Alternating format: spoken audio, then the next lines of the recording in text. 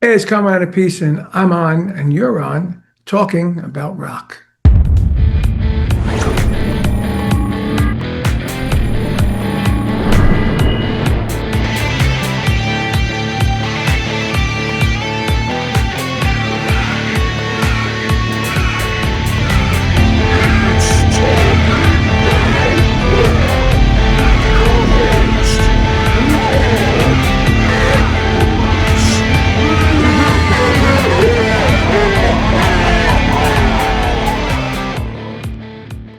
Okay, today's guest is a living rum legend, known for his work with Vanilla Fudge, Cactus, Beck Bogart Appice, and Rod Stewart.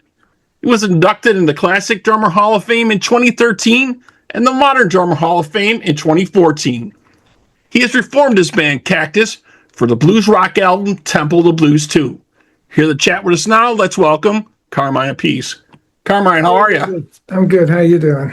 I'm doing all right. So great to have you here with us. It's been like 2 years since Cactus first opened the doors to Temple of Blues, and this latest Cactus album, man, is outstanding. A lot of rock heavy hitters on here with you too.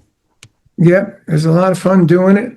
It's unfortunately Billboard stopped doing the blues charts, so I was expecting to be high on the blues charts with this, but they stopped doing it.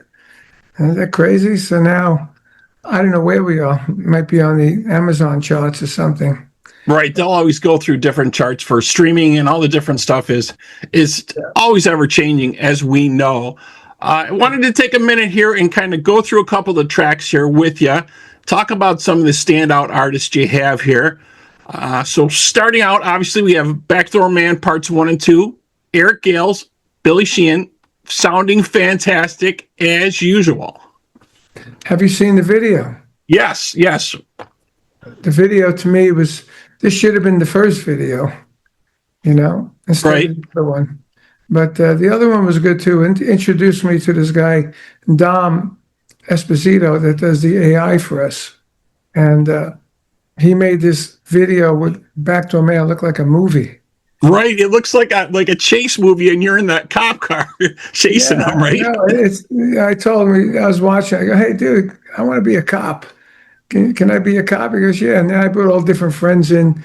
The pizza guy is my singer of the Rod Stewart show. I have the guy reading the newspaper is Jorgen Carlson. He used to be for a long time the bass player of Government Mule, And the guy almost got hit in the head with a glass when he's cleaning the bar. That's my co-producer and engineer.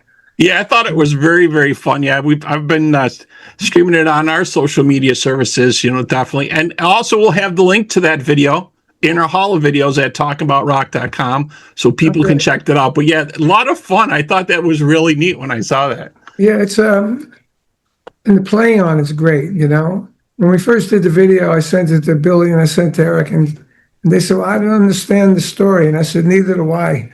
It's just fun to watch. You don't have to figure it out, right? Since then, I worked with the editor. I co-directed with him and made it. So now we know what it's about. The guy gets thrown out the window, and you see him why he was thrown out the window, pretty much. That's it in a nutshell. It's, as we titled it, the urban ghost story. Because it's kind of like, what's that one? Scrooge, the one with screws in it. Right. It's like that. They take him around to see all the bad things he did. This one is the same thing. This guy's watching him, and he's showing us all the bad things he did. And this is why you got thrown out of the window. You screwed your best friend's wife. That'll definitely do it. That'll do it. Yeah, definitely. Let's talk a little bit about some of the other tracks here. Next one I thought was standout kind of here, Moaning at Midnight featuring Pat Travers, just smoking on there for sure. Yeah, what's funny about that one? The way I record is I put the click on, and then I would talk, and I would talk my voice to it, like that one would be bum, bum, bum, ba bum, ba bum. I would do the whole song like that. I'd do the whole arrangement like that with my voice. And then I put a vocal on it. And on that one, I said, you know what? I got this beautiful 1961 Fender Precision bass. I'm just going to put it on there and see if I could play it. So I did, and I put it on. I actually played the whole song, even the second. There's three sections to that song. There's the bum bum bum bum bum bum. There's that. Then there's a bum bum bum da dum da da da da. That's the second part, and the third part goes bum ba da da like a boogie. Right, right. Three sections. So I played the three sections with the bass. I said, "Wow!" I was proud of myself. And then I played drums. And then I get the guitar player, my Audi Dillon, gave him the track, as we do with all the tracks. Even Backdoor Man, we did it like that too. It was Eddie Terry, my singer, sang it, and we did a demo that we gave to, everybody, like Billy Sheehan and Eric. So same thing with this one. Except I put the bass on, so I went to give it to my bass player, James Caputo. I said, "You need to put the bass on." I said, "Why? The bass sounds good." I said, "That's me. I'm not a good bass player." He said, Right. It was just a space filler, you thought, right? No, I know. You got to play it. So he played it, and of course he put cool fills in when they were long and everything. But that's how I do all the tracks, and it makes it really cool because I arrange it, and then when we give it to somebody, we send them, the stems, as they call it. Right. And I don't know what I'm going to get back, until that happens, Yeah, everybody adds their pieces, and it makes it a little bit more than it started out. This album, there wasn't one guy in the studio together on the whole record. Right. And that's how things are a lot nowadays. It's so strange, obviously, got to be for you, right? Because that is not the way of things were, right? That's how things are for a long time. Since I've been living here, I live in Florida. I got a guest house. I made that studio. You can see my drums are there. Those drums just stay there. They never leave that area. They've been there for 5 years. Actually, they need a little dusting. I was noticing today. I'm going to do that in the next few days. Yeah, but I've been recording all my stuff here, and I engineer it. My brother built the actual system for me, and he showed me how to use it. And little by little, I got to know it. Still sometimes screws up, and whenever it does, I call Sweetwater because I bought all my equipment there, and they have a tech department, which is really good. Right. And so I've learned to do it. And otherwise, I'd have to call an engineer. Are you available tomorrow night at 3? Are you available at 3 PM or something? Right. I don't have to do that. No. I walk in, turn it on, and I'm ready to rock. Yep, definitely a lot easier nowadays. You just don't get that people in the same room type of thing going on anymore. But another track I thought was also very, very cool on here, Token Chicken featuring Bumblefoot. Outstanding track, man. Yeah. Choking. Choking. Yeah. Yeah, that was that's an old Cactus song. I love the lyrics in that. Token, choking, everybody's joking. Your best friends don't care. Run up, blow up. Notice, run up, blow up. I hope your brain don't blow up. Notice that you're losing hair. That's your song. That's right? My song for sure, for sure. Definitely. But it's a great song, and I asked Bumblefoot if he'd like to play that. And I said, but I want you to play the fretless guitar, not slide, because he has a fretless guitar that sounds amazing. So he played rhythm. Well, actually, Audi Dillon played rhythm. He played all the leads, all the filler leads, all the solo leads and everything. And it came out fantastic, That's an old song, in 1971 we wrote that. Yeah, but it sounds like it's new again. Yeah, another one which I wasn't... it almost sounds country. Yeah, a little bit. Yeah, a little bit. Another one I thought was really stand out, and I wasn't kind of prepared for it, was the Little Red Rooster with Dee Snider on there and Tracii Guns and Jimmy Haslip on there. Video. Have you seen that video? That one I haven't had a chance to see yet, no. Okay. You got to look up both of the videos. And do me a favor, leave some comments. All right, we'll do that, definitely. Okay? Because we got a lot of views with not a lot of comments. We got a lot of, likes and stuff, but the comments, I don't know why people are not commenting, but I'm getting great comments. So do me a favor and comment on both of them. They're both AI. Okay. All right, definitely. So, yeah. Little Red Rooster were playing. The whole band's playing. Again, I played here in my studio. A curtain goes around the studio and it's all green. I green screen it. Everybody green screens it in their home areas. And, but then we have a storyline about a Little Red Rooster, right? In which D is driving in a 1930s convertible, beautiful old car, right? Right. There's no storyline there. And when it was finished, I said, "Oh man, now I gotta send this to D to see if he likes himself as an AI person." Right. Right. Some people don't like that. They don't want to be doing that. Yeah. So I gave it to him, and I said, "Let me read what he said." He says, "Fucking amazing." That's the exact words. That's all he said. So I said, "Okay, great," because I was sweating. Right. If he didn't like it, I don't know what I would do. You know. Right. We just showed the band playing the song. We showed the band playing the song, but in between all that, it's like incredible. Yeah, so, definitely. And then that's where we got the idea to do this, the new one, because it looks so good. It looked like a movie again. So we said, well, let's do this. And it's like I said to the guy, his name is Don Esposito. I said, "Man, I want to be a cop." Poof! There you go. You're a cop. Poof! Right. That's all you got to do. A lot of fun. I mean, it's just fun. Music is supposed to be fun. None of this bullshit like, well, it's AI. I don't want to look at that. It's AI. Or why does it say American Led Zeppelin? So what? That's what it was given to us in 1970, right, by American press. So when we played the gig, we played live. That gig where the live footage is filmed, they put on Cactus, the American Led Zeppelin on the background. I mean, I wasn't going to say, "Oh, take that off," Right. Who cares? You get idiots on the comments that we do get. Some idiots are there. Yeah, you're gonna always get those. It's not going to be everybody. You can't make everybody happy with what you do. The video is Carmine's ego, not my ego. It's a video about the song.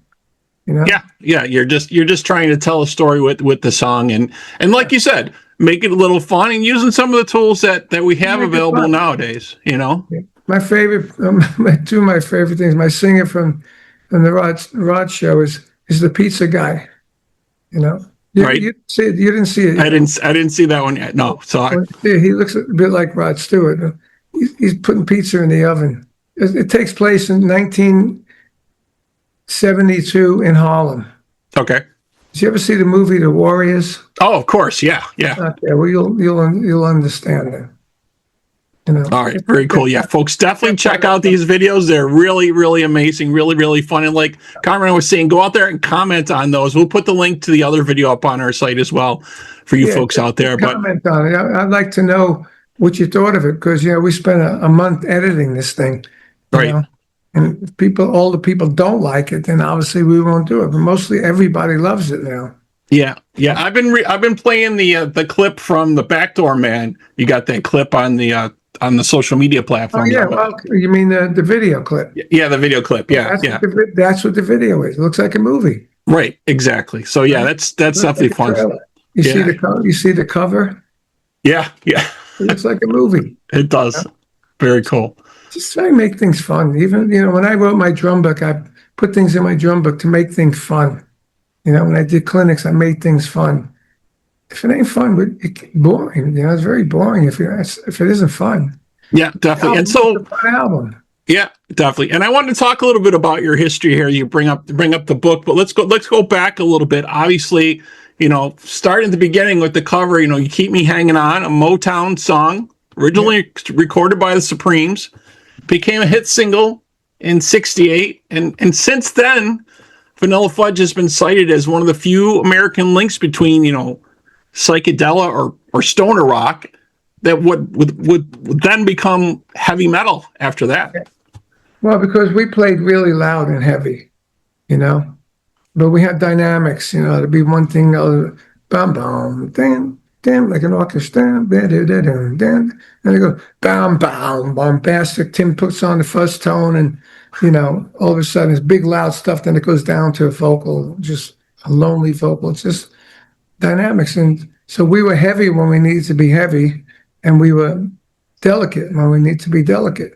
And with the vocals, we had 4-part harmony. But that's what was going on in Long Island at the time. It was a production up, as they called it. And in other bands was Billy Joel's band, the Hassles.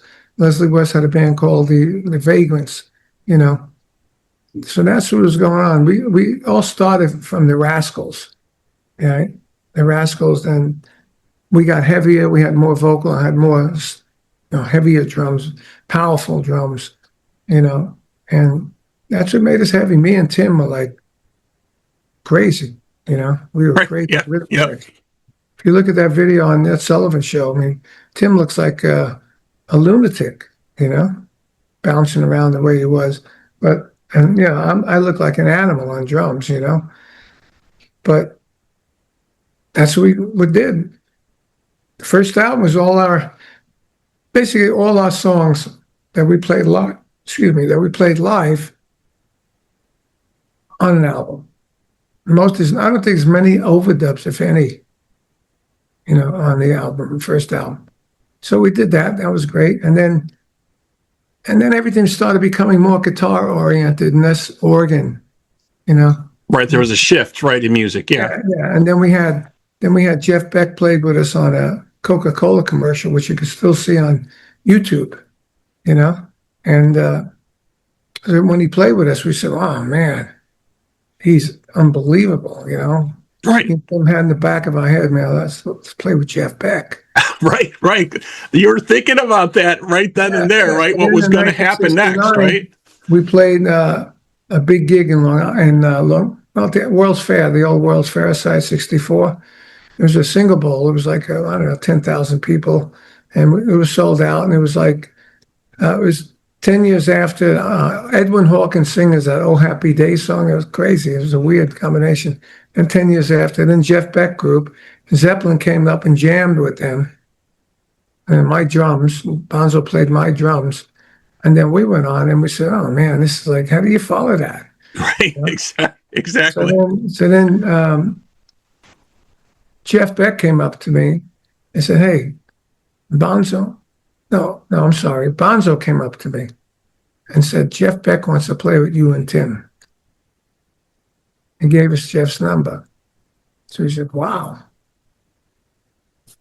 Took 2 years to do it. Him and Rod Stewart was supposed to be Cactus with us.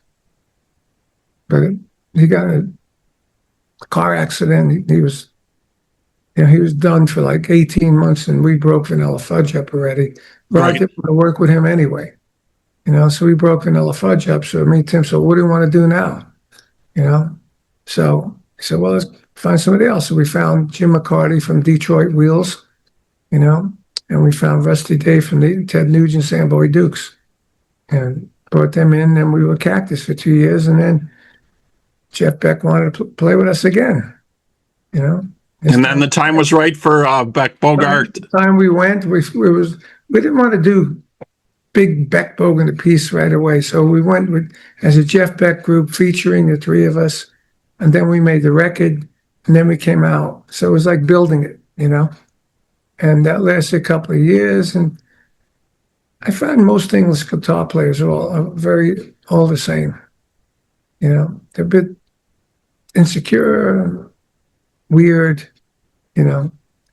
but they play their asses off, man. Jeff Beck, John Sykes, another one, fantastic. Yeah. Jeff Beck, obviously known for getting sounds out of his guitar that like no one could without effects. You know what I mean? That was just amazing for that. Yeah, and that started with the first album, second album, and then we broke up, and we went into jazz rock, which is a couple of tracks on our BB-8 live box set, which is really the bridge from BB-8 to Blow by Blow. And I was on Blow by Blow for 5 or 6 tracks, but we couldn't work out a billing problem because the manager wanted it to be a Jeff Beck group. No, I'm sorry, Jeff Beck, period, not group or band or anything, or featuring. just Jeff Beck. So I had to get off. I got tracks with me on my computer with 5 or 6 tracks of Blow by Blow. One of his big ones, as I Yep. call it, goes I Yep. Love the Ballad. Yeah, I got a version with me on it. Some other ones that I'm on. But I was really pissed off at that for a while because the album came out to 2 million copies, and I really helped him develop that thing Right. because we were buddies. We were in the same band. We used to listen to Mahavishnu and listen to Billy Cobham albums. Me and him drove in a car together, and we get turned on by this stuff. Musicians turning on. No, nothing I started or he started it. We loved it, so we started doing it. And then when I wasn't on it, I got pissed because it sold 2 million albums. But then I realized if I was with Jeff, I wouldn't have joined Rod Stewart. And Rod Stewart, for me, turned my career around. Right. Right. 2 of the biggest hit singles, he had. Do You Think I'm Sexy? Young Turks. That was huge for them. Playing in the biggest audiences he ever did. The biggest, 5 nights at the Garden, 6 nights at the Forum in Japan, 5, 6 nights at the Budokan. It was so big that I went to Japan. I took, after I left Rod, I took Tom Peterson, Rick Derringer, Eric Carmen, myself, and Dwayne Hitchings, who wrote these songs with me, with Rod. And we played the Budokan, and sold it out, And I had a solo album out at the time on Rod's label. So it's wild. It's really wild. So I had so many highlights in my career, Right. And then after that, played with Ted Nugent, because that happened with me and Ted and Rod Stewart.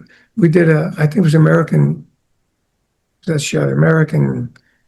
rock show or something. It was like a big American rock show, or what the hell it was. Anyway, so Rod, we were playing Young Turks, songs like that. And Ted came up and he goes, "Hey, look, when you're done playing this wimpy rock and you want to play a man's rock, give me a call."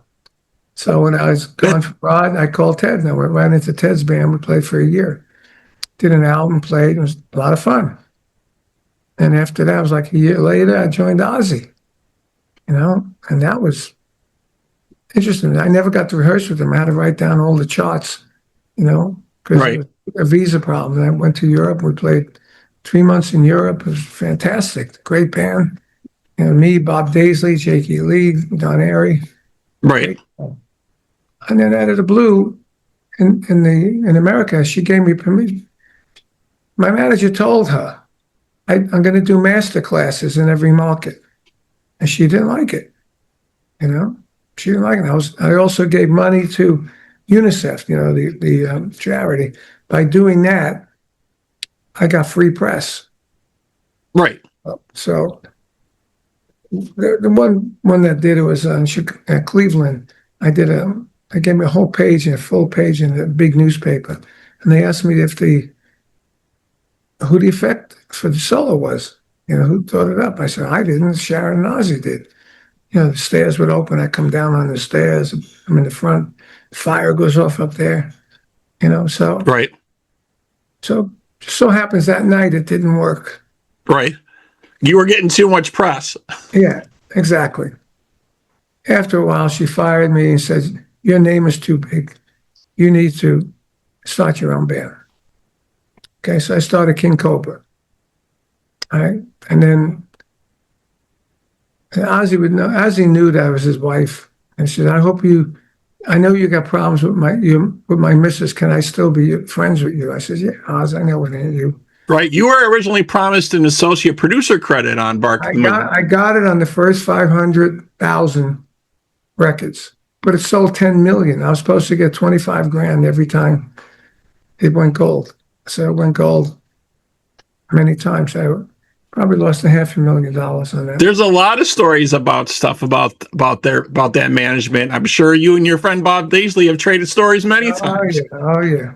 Well, that's what I said to him. I said, would she, like fuck up the show to try and make me look bad by not letting the stairs go down, open up?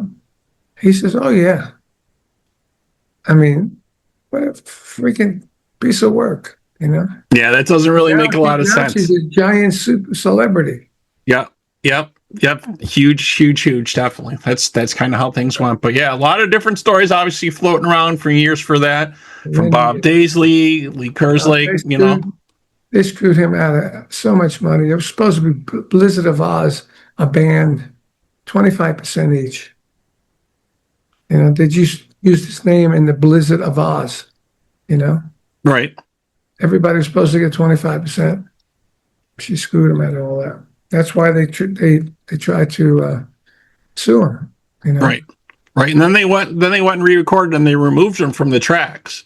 They re-released it and removed him from the tracks. Yeah. And the fans really didn't care for that too much because they put him back. Yeah. Yeah, they put him back on like they should have been on. Yeah. Terrible. Yeah, crazy stuff. That was good. I had a great year that year. I was a spokesperson for Sonic drums, which are little portable drums. Me and Buddy Rich. So that was good, And then, I went on to do King Cobra, and then we did Blue Murder, which one of my favorites. That didn't happen for some reason. That was amazing. I went after that band. I went to England with my brother when they were playing with Dio at the 4 nights at the Odeon. And I was like, I'm going to go there and find out how to get a hold of John Sykes. And I did. I did, and ended up in the band, and I loved that band. I loved Tony. I loved John as a player, and I didn't know he could sing that good, And yeah, definitely some great stuff from them. Definitely, you've had such an illustrious career. Obviously, a couple of quick points I wanted to touch on, and then we'll move along. Obviously, you played also "Take Me Away" together as one on Paul Stanley's solo album in '78. Mm-hmm. Which I wasn't aware of, so I had to check that out. And then you provided backing vocals on the Dio Hearing Aid project Stars in '86, right? Which was very interesting to see as well. I did a lot of crazy stuff. The Paul one was interesting because I was doing a lot of clinics then, and I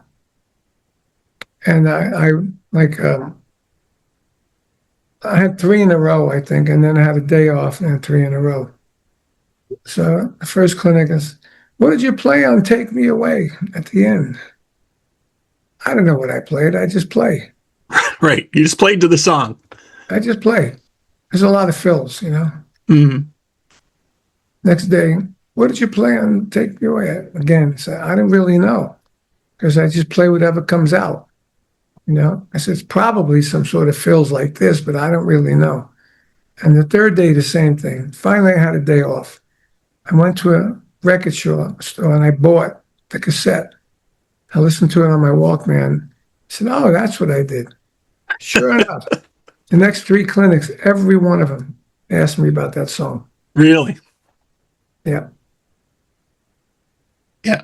So, and like we were saying, the other amazing thing there was the backing vocals for Hearing Aid, Yeah, but Hearing Aid was just everybody saying it, Yeah. It was like they were trying to do We Are the World with heavy metal guys. In the metal version, yeah, because they were kind of upset that they were excluded from that. But that was a great track, I thought, definitely with all that going on. Say again, who was?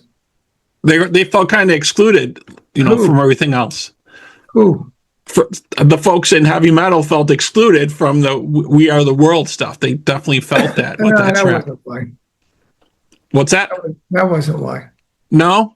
No. Ronnie wanted to do one for metal, but I don't really consider metal, until Metallica came out. All that buzzsaw guitar, that's metal. Everything else before that was hard rock, heavy hard rock, Mm-hmm. But Ronnie wanted to do it for all those, in that genre, which, he thought it'd be a good idea to do it because it wasn't the fact that we didn't get invited to the other thing. We didn't really want to get invited to the other thing, Okay. What? Wasp and Celine Dion? Right. Yeah. Right. Sabbath and Celine Dion, it just doesn't work. But it was a good idea, and they did, and they pulled it off. Him and Wendy pulled it off, and became a cool PR thing. And it was an album that did well. How could you not do well? It's like my albums. The first Temple of Blues, you see the opening up, the cover. It looks like hearing aid, you know? Yep, definitely. Everybody that played on it, put on the cover. It looks like Sergeant Pepper also, you know. But, you know, in those days, when you did all that, you couldn't help but have a hit record. Today, forget about it, you know? Yeah. No heavy metal band gets hit records anymore. No, nowadays the things have definitely changed. So let's get back to Cactus here a little bit, finish up the history with that. So the band, like you were saying before, the band originally formed in 2006, 3 decades after the tragic death of Rusty Day, with Randy Pratt on harp and Jimmy Coons on vocals. And then, like you were saying, Tim Bogart was forced into retirement, Yeah. you know, after the motorcycle accident. Yeah. You got Pete Bremy originally on bass. Jimmy Caputo replaced him in 2020. And then you have Artie Dillon on guitar also, which is great. Yeah. Yeah, I replaced the whole band, except for Jimmy. I replaced the guitarist who kept having problems with the guitarist.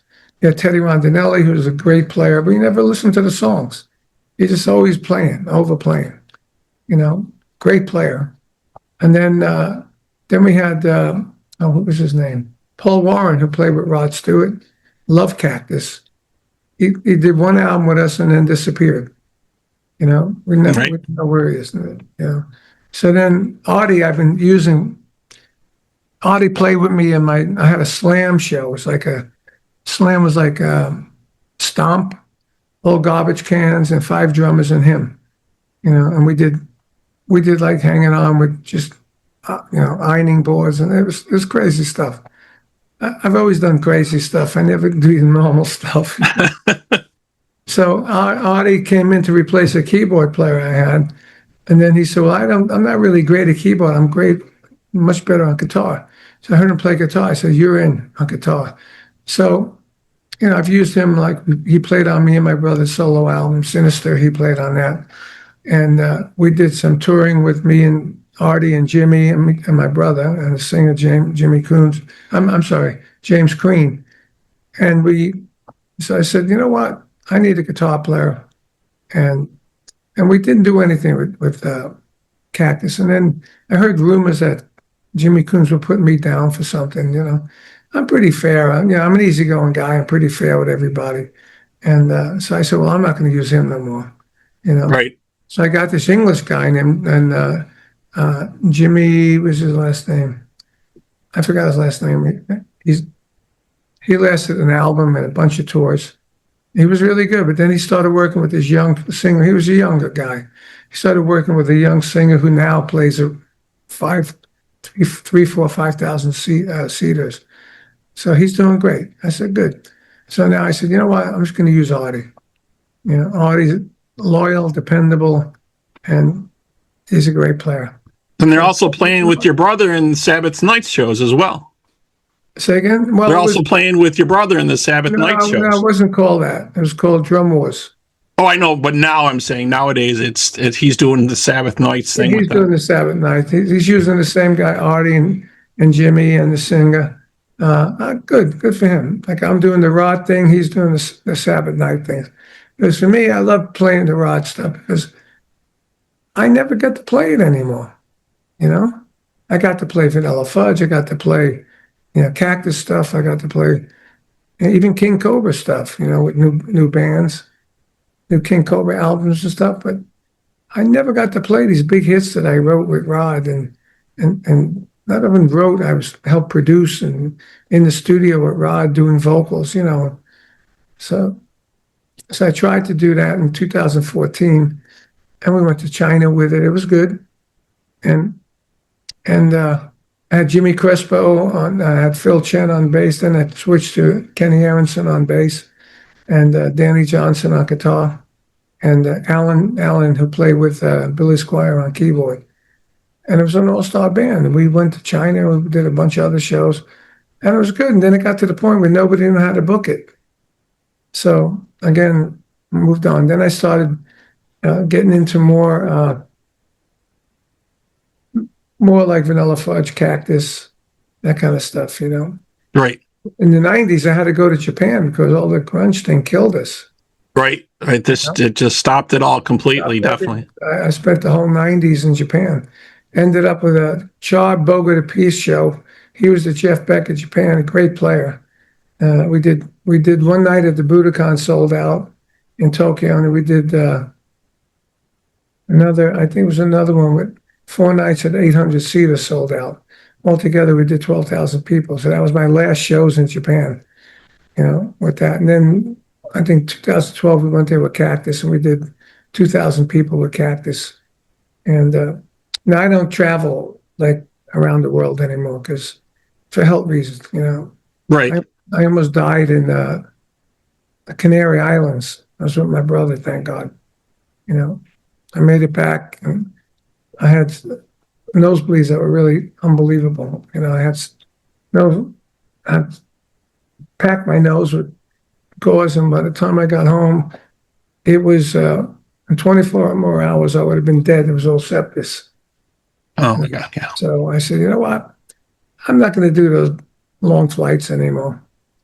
So since 2018, I haven't done anything like that anymore. So I just stay in America, and that's about it. Yeah. And let's just talk about your shows and finish up here. You got coming up. So obviously you got the Carmine Appice Diaries coming up at the Different Drum Shop, Surfside, South Carolina. That's coming up. Also, your master classes in August 19th to 26th coming up there as well. Oh, you mean in Minneapolis? From the website, I have the master classes August 19th to the 26th at the Different Drum Shop, Surfside, South Carolina. That's wrong. It's 19th to 20th. He made a mistake. Okay. That's what I was supposed to go to one in Minnesota, but we just canceled that. This guy don't know what he's doing. Okay. So folks, definitely check out the dates on Carmine's site. August 22nd, we're in with the Rod show, right?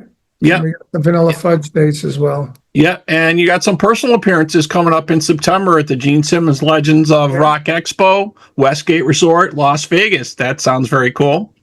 The coolest thing of all of it is me playing October 1st and 2nd with the Colorado Springs Symphony Orchestra. Just me. No band. That sounds amazing. Definitely. And we're going to do 4 Rod Stewart songs, which I'm going to tell some stories as well. But that is really, really good.